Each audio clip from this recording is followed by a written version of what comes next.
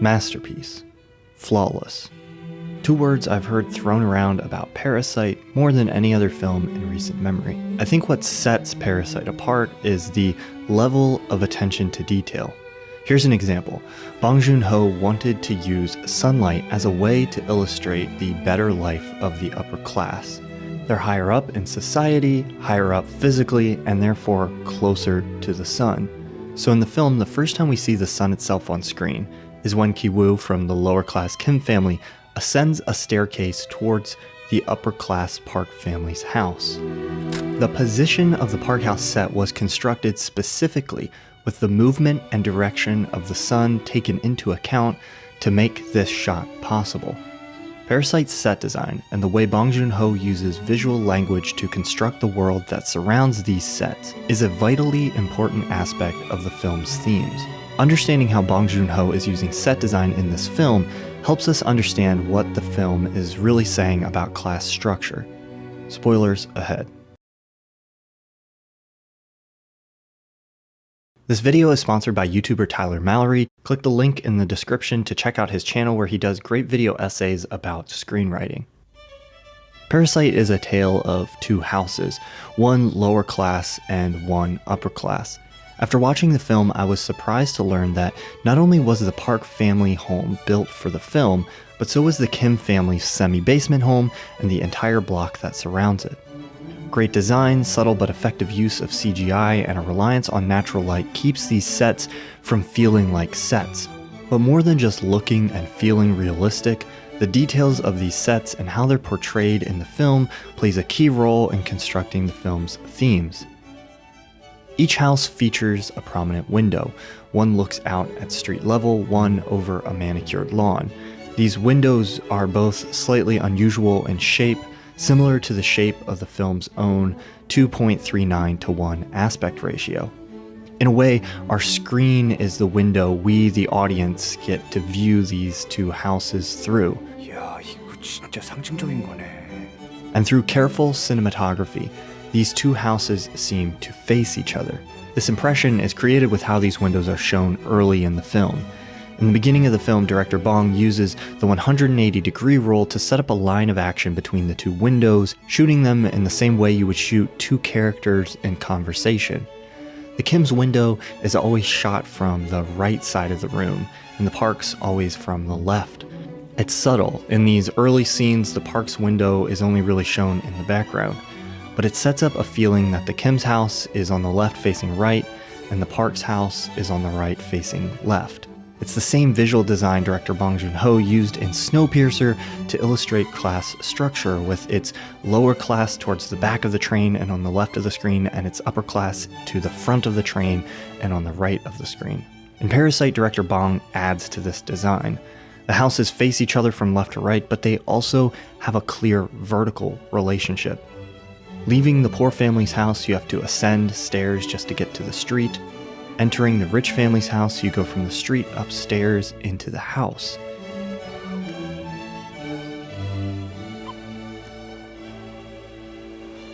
Elevation is used continuously throughout the film to almost literally illustrate on screen the class separation between these families. In the Park's house, you go up a staircase to their bedrooms. In the Kim's, you go up a staircase to the toilet. 이러다가 갑자기 박 사장이 탁 집에 온다 쳐봐. 김기택 이 인간 바퀴벌레처럼 샤샤샤샥 숨겠지? When the Kims hide like cockroaches from the light of the Park family, they literally hide below the Parks. 우리 아이 그냥 여기 소파에서 살까? 응? 아, 여긴 텐트가 직방으로 보이니까. 그래. 그게 속 편하겠다. 그치? 다송이 보면서 자요. 아유, 이 자식 그냥.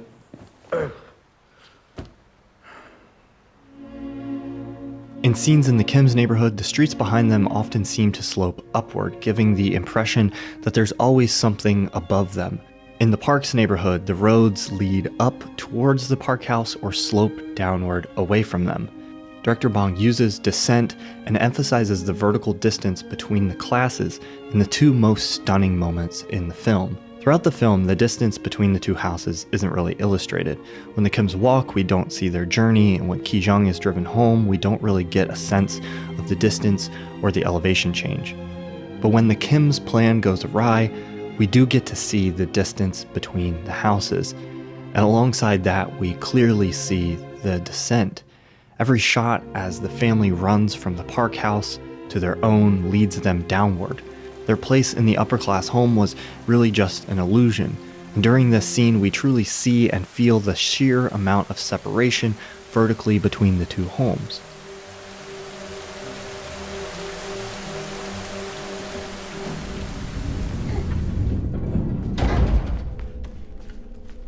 The reveal of the bunker and the man living underneath the house also uses descent. The long take as the camera careens down the stairs emphasizes the descent as much as possible.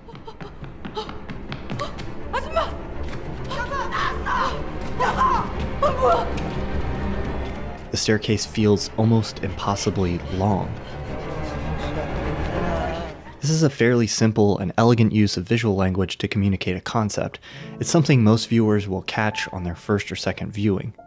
But this use of spatial layout in Snowpiercer and Parasite isn't just a neat way to illustrate class separation in the films. I think it's crucial to understanding what director Bong is actually saying about class with these films. I don't think Parasite can simply be condensed as these rich people are bad and parasitic, or these poor people are bad and parasitic. On the surface, we see the conflict as being between these three families, but Mr. Kim's aggression against Mr. Park is misplaced in a way. When the Park family is pushed out of their home, another family moves in. The Kims are still in their semi-basement home. It's not the family, but the layout, the structure that causes the problem. And none of the characters seem to see this. Ki-woo's plan to rescue his father at the end of the film is simply a plan to buy the house, advance upward in the class structure, and become the Park family. 돈을 벌면 이 집부터 사겠습니다. 이사 들어간 날에는 저는 엄마랑 정원에 있을게요. The structure affects us, the audience, too. We root for the Kims, not because they're better people than the Parks. The Kims lie, cheat, and hurt other innocent people to get their way. The Parks look down on those below them. 근데 냄새가 손을 넘지 냄새가. 차 뒷재료로 존나게 나는 냄새가. 뭔 냄새길래? 몰라. 아무튼 뭐 말로 설명하기 힘들고. 가끔 그 지하철 타면 나는 냄새 있어. 그런 거랑 비슷해. But the Kims judge the rich. 부자들이 원래 순진해 꼬인 게 없고 부잣집은 또 애들이 구김살이 없어. The Parks prioritize their own family's troubles over the troubles of others, but the Kims do the same thing. We root for the Kims, though, because they're the underdog. Their place in the structure is why we root for them, and we don't root for them to reform, destroy, or break out of that structure. We simply root for them to scale it, to climb to the top themselves. But by illustrating class structure with set design, something that feels more permanent to the audience, I think Bong Joon-ho is articulating something about that class structure. He isn't just illustrating the problems it causes, but in Parasite and Snowpiercer both, the difficult and complex nature of solving those problems. Ki-woo's plan is a fantasy, but even if he succeeded, that's only one family that has elevated itself. You might be able to move a family from one end of the spectrum to another, but you can't remove the physical separation between this house and this house.